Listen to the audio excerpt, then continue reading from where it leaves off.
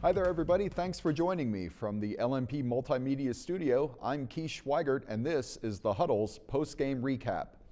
We just finished up week 4 of the 2015 Lancaster-Lebanon League season, and for the first time, we're into section play.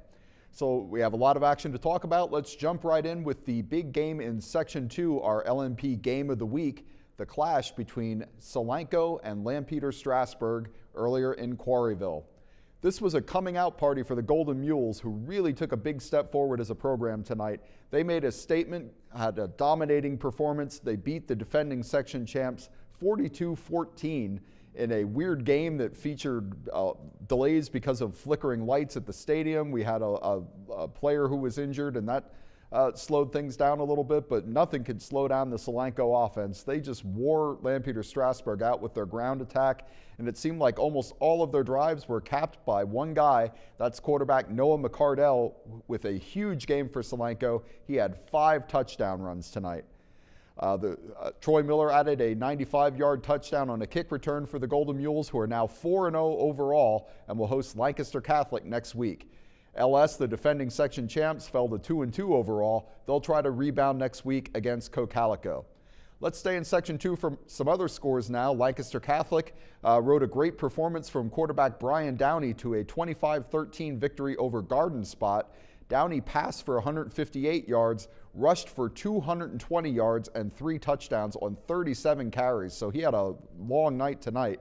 The Crusaders have won 2 in a row, while Garden Spot dropped its second straight.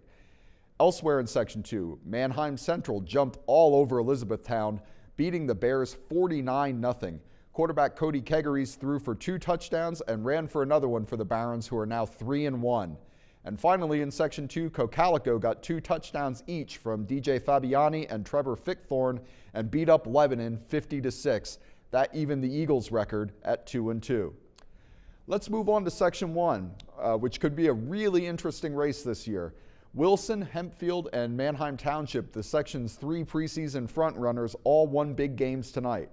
Township blasted Conestoga Valley 62-7 behind quarterback Eric Benjamin, who threw for 5 touchdown passes and rushed for another one.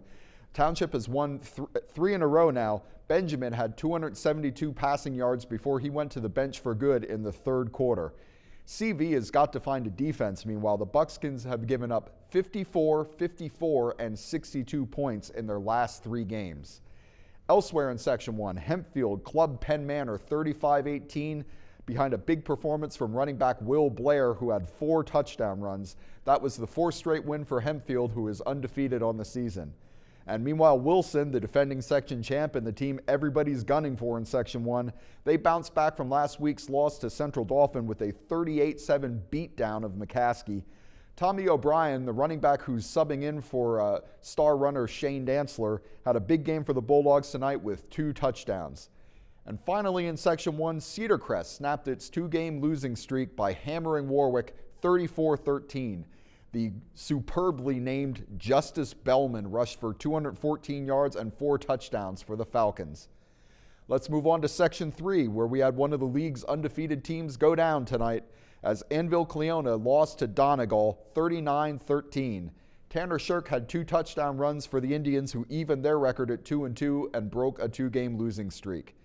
Meanwhile, Elko picked up its first win of the season with a 28-14 victory over Pequay Valley, and the defending section champs, Northern Lebanon, hammered Ephrata tonight 57-26. That's 25 straight losses now for Ephrata. And finally, we'll wrap things up with the only non-section game of the evening. That was Columbia, which dropped a 63-18 decision to Berks Catholic. That's a powerhouse team out of Berks County.